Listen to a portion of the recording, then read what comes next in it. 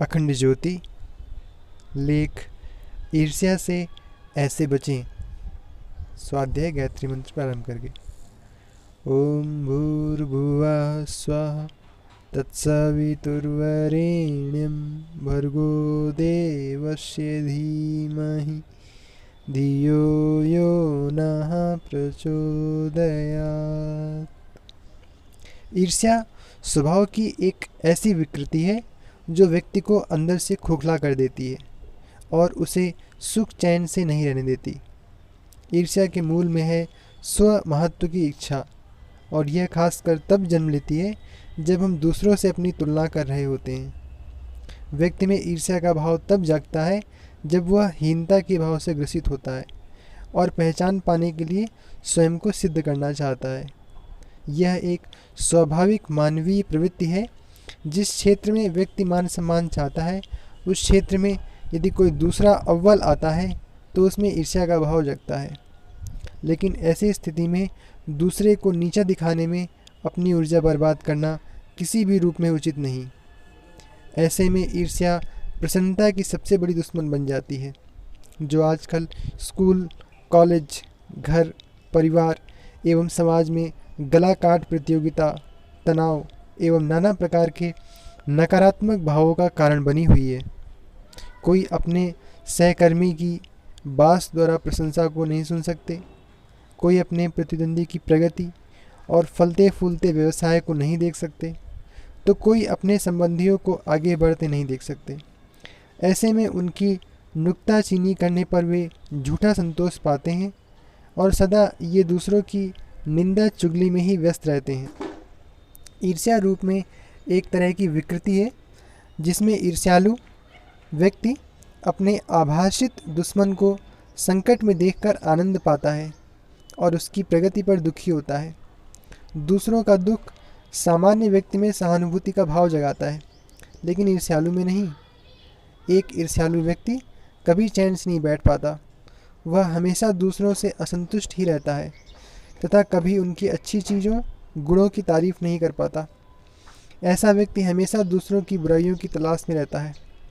यदि उसे वे बाहर से देखने पर नहीं मिलते तो वह उनको मन बहलाने के लिए स्वयं ही बनाकर उन्हें लांछित करने, नीचा दिखाने तथा उनके सम्मान को बर्बाद करने में जुट जाता है।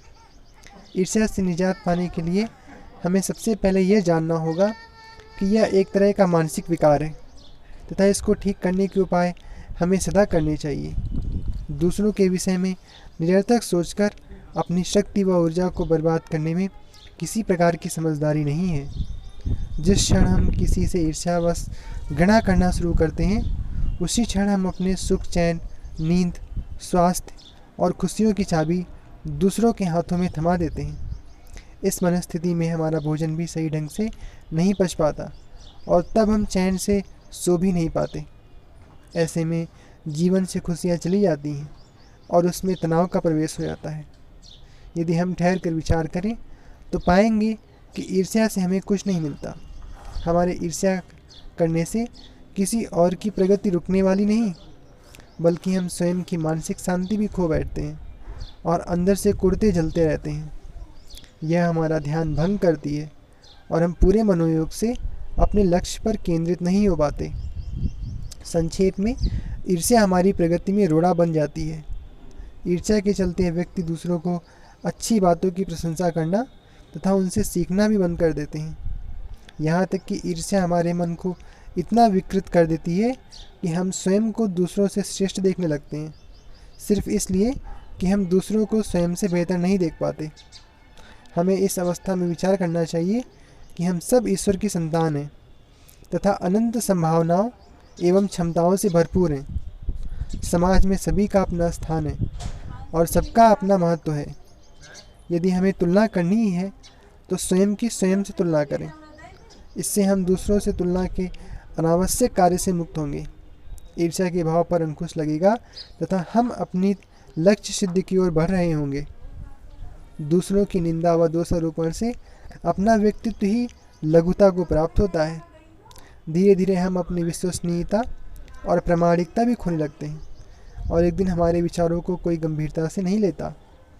हमें उसमें जो भी मिला उससे हमें संतुष्ट रहना सीखना चाहिए। हमें वही मिलता है जिसके हम पात्र होते हैं, और यदि हम कुछ और अधिक बेहतर चाहते हैं तो सही मार्ग पर चलते हुए हमें कठोर श्रम करना सीखना होगा। साथ ही संतोष भी एक बहुत बड़ा गुण है जिसका हमें अभ्यास करना चाहिए।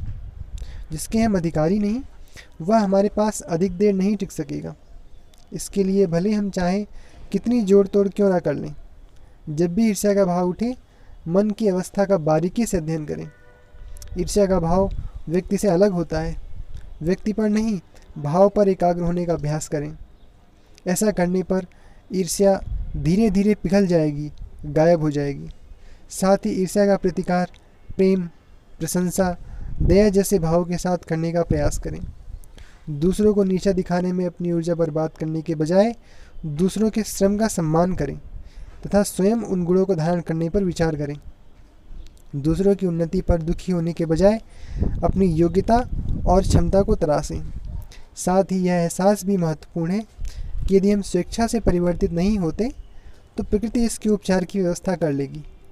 प्रकृति कई झटकों के माध्यम से हमें संकेत देती है, अवसर देती है कि हम सत्य को स्वीकारें और सही मार्ग का अनुकरण करें। प्रकृति तनाव, दबाव आदि के रूप में हमें सुधरने का मौका देती है। ईर्ष्या के वशीभूत हम सत्य को विकृत रूप में देख रहे होते हैं, और जैसे जैसे यह बढ़ती है मन का कष्ट और पीड़ा और भी बढ़ते जाते हैं। कुछ सप्ताह, महीनों या सालों की ऐसी यंत्रणा के बाद अंततः स्वयं ही हम यह स्वीकार करने को बाध्य होते हैं कि दूसरा किसी रूप में हमसे श्रेष्ठ था और हम किसी और रूप में। सबकी अपनी भिन्नता और मौलिकता होती है, हमें उसी रूप में विकसित होना चाहिए। ईर्ष्या मन और बुद्धि पर कब्जा कर लेती है और तब हम सही गलत में भेद नहीं कर पाते। ईर्ष्या हमें जो नहीं है उसके दर्शन कराती है। हम भ्रम के शिकार हो जाते हैं और सत्य से दूर हो जाते हैं। अतः ईर्ष्या जैसे नकारात्मक भाव पर नियंत्रण के लिए हमें मन और बुद्धि के संतुलित प्रयोग का अभ्यास करते रहना चाहिए। नियमित रूप से हम यह अभ्यास करते रहें कि हमारे मन में किसी तरह की ईर्ष्या की भावना तो नहीं है, और इसके नकारात्मक प्रभाव से सावधान रहें। इसका एक प्रभावशाली तरीका स्वाध्याय, सत्संग, आत्मानुशासन और ध्यान का अभ्यास है। हमें इसका सतत अभ्यास करना चाहिए। प्रायः हम इन्हें बाद के लिए टालते रहते हैं या इनका महत्व नहीं समझते। जब संकट की स्थिति आती है तो इन पर विचार करने लगते हैं। अहंकार भी इसमें कार्य करने से रोकता है, जो अहम तुष्टि के भाव में रहता है, जबकि अनवरत और सजग अभ्यास ही हमें इस अवस्था से उबारता है। धैर्यपूर्वक आत्मनिरीक्षण एवं आत्म परिष्कार में ही शांति और प्रसन्नता का मर्म छिपा है। ऐसा ईर्ष्या को त्यागने से ही संभव है।